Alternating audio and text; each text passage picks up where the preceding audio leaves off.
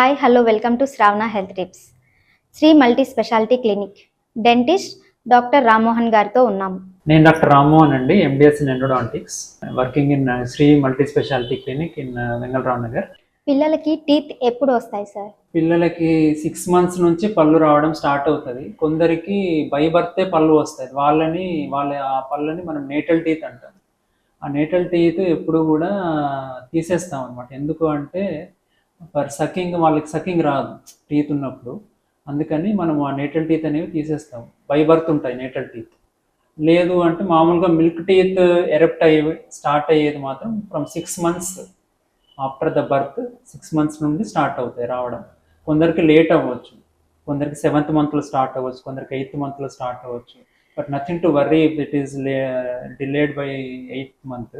అంతకంటే లేట్ అయితే మాత్రం వీ షుడ్ టేక్ కేర్. అంటే ఇప్పుడు కొందరికి గమ్స్ అనేవి చాలా గట్టిగా ఉన్నప్పుడు ఏమవుతాయి అంటే పాల పళ్ళు బయటికి రావు. చాలా మంది కంప్లైంట్ చేస్తుంటారు, పేరెంట్స్ వస్తారు, మరి ఇంకా పళ్ళు రాలేదు 10 months అయిపోతుందంటే.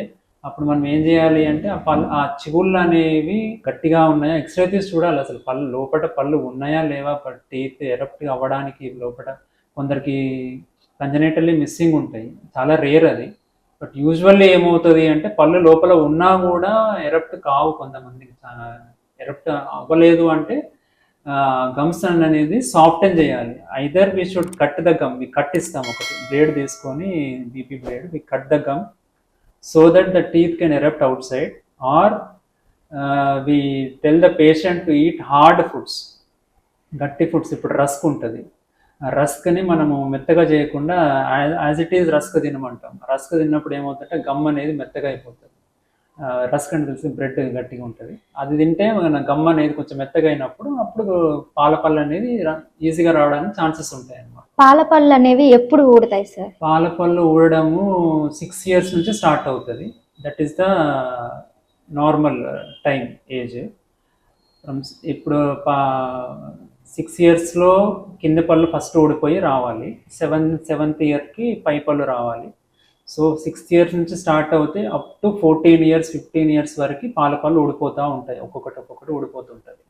So 6 to 15 years is the age by which the పాల పళ్ళు ఊడిపోవడం అనేది స్టార్ట్ అయ్యి 15 years కల్లా మొత్తం ఊడిపోయి మళ్ళీ పర్మనెంట్ టీత్ అనేవి వస్తాయి అన్నమాట. పాల పళ్ళు ఊడిపోయి మళ్ళీ కొత్త పళ్ళు రావడానికి ఎంత సమయం పడుతుంది సార్? యూజువల్గా అయితే పాల పన్ను ఊడేదే లోపల నుంచి పర్మనెంట్ పన్ను వస్తున్నప్పుడే అది రూట్ అనేది రిజార్వ్ అయ్యి పాల పన్ను పడిపోవడం జరుగుతుంది.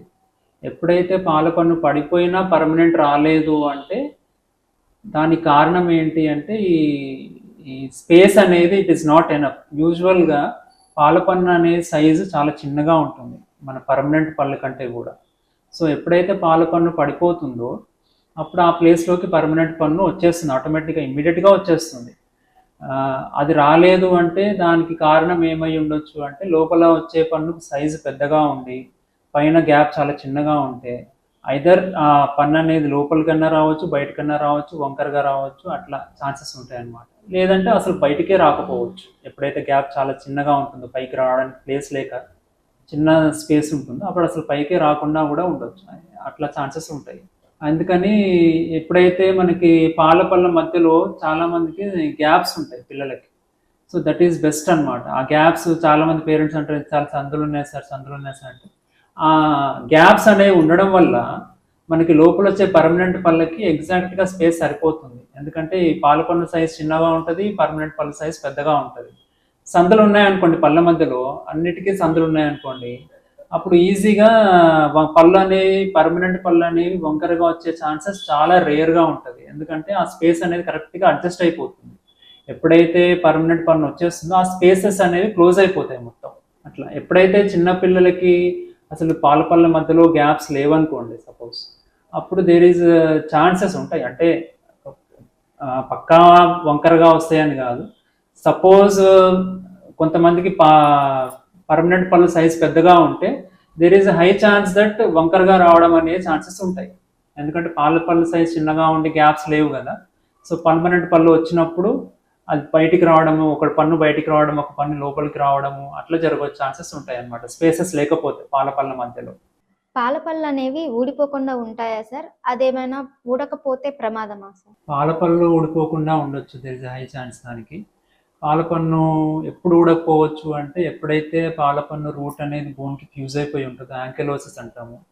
ఆ స్టేజ్లో దట్ ఈస్ వన్ కండిషన్. ఇంకా చాలా కండిషన్స్ ఉంటాయి. పాలపన్ను పడిపోకుండా కూడా ఉండే ఛాన్సెస్ ఉంటాయి.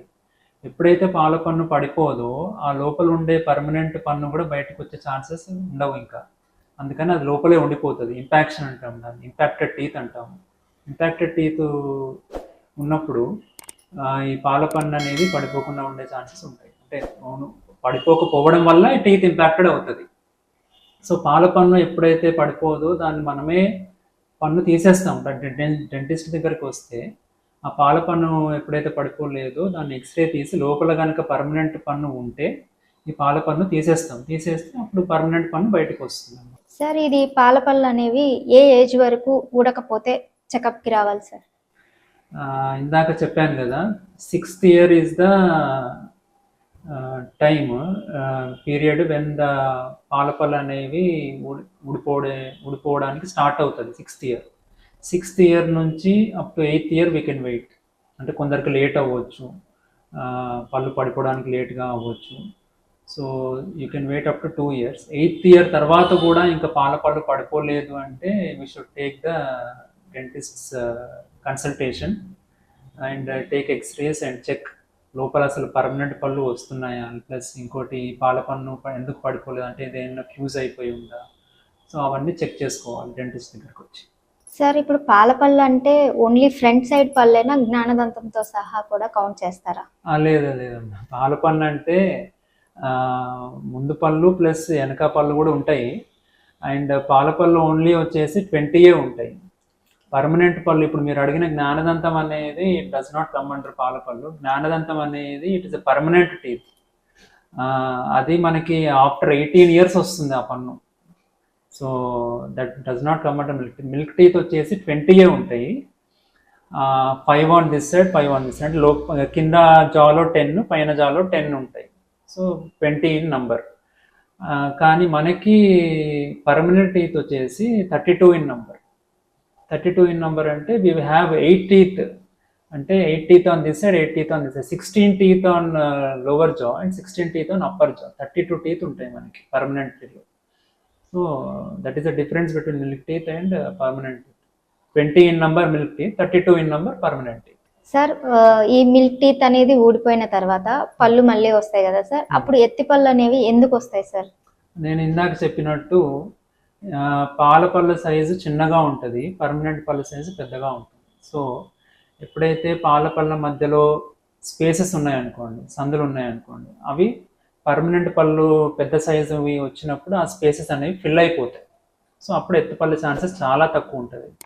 ఎప్పుడైతే పాలపళ్ళ మధ్యలో స్పేసెస్ లేకుండా కరెక్ట్గా అలైన్మెంట్ అయ్యి without any gaps between the teeth ఉంటాయో అప్పుడు పర్మనెంట్ పళ్ళు పెద్ద సైజులో వస్తాయి బయటికి. అవి వచ్చినప్పుడు ఈ స్పేస్ సరిపోక ఒకటి బయటికి రావచ్చు, ఒకటి లోపలికి రావచ్చు, అట్లా అన్నమాట. లేదంటే అన్ని బయటికి రావచ్చు. అట్లా ఎత్తుపళ్ళు రావడానికి ఛాన్సెస్ ఎక్కువ ఉంటాయి. ఎప్పుడైతే స్పేసెస్ తక్కువ ఉంటాయో ఈ పాలపళ్ళ మధ్యలో అప్పుడు ఎత్తుపళ్ళు రావడం అనేది జరుగుతుంది. ఈ ఎత్తుపళ్ళు వస్తాయి కదా సార్, దీనికి పళ్ళ క్లిప్ అనేది ఎప్పుడు వేయించుకోవాలి? వేయించుకున్న తర్వాత ఎన్ని డేస్ వరకు అది కంటిన్యూ ఉంచాలి సార్? ఎత్తుపళ్ళకి క్లిప్ అనేది ఆఫ్టర్ 15 years, అంటే ఆఫ్టర్ 15-16 years వేస్తాము. ఎందుకు అంటే నేను చెప్పినట్టు పాలపళ్ళు పడిపోయే age it is from 6 years to 14 years జనరల్గా. So after 14 years we do the clip treatment. ఈ వైర్ వేస్తాం కదా, ఈ వైర్ అనేది ఆఫ్టర్ 14 అంటే బై 15 yearsకి వీల్ డూ ద ఆర్థో. దీన్ని ఆర్థో ట్రీట్మెంట్ అంటాం. ఆర్థో అంటే స్ట్రైట్గా చేయడం పళ్ళని. సో ది వైర్ అనేది వేస్తామన్నమాట. ఇది by the age of 15 we do the wire treatment, not before that. చూస్తూనే ఉండండి Shravana health tips. Please follow Insta and Facebook also. ఇంకేమైనా డౌట్స్ ఉంటే కామెంట్ రూపంలో కామెంట్ చేయండి. డిస్క్రిప్షన్లో నెంబర్స్ ఉంటాయి, అపాయింట్మెంట్ తీసుకోవచ్చు. హాస్పిటల్ అడ్రస్ కూడా డిస్క్రిప్షన్లో ఉంటుంది. Please like, share and subscribe Shravana health tips.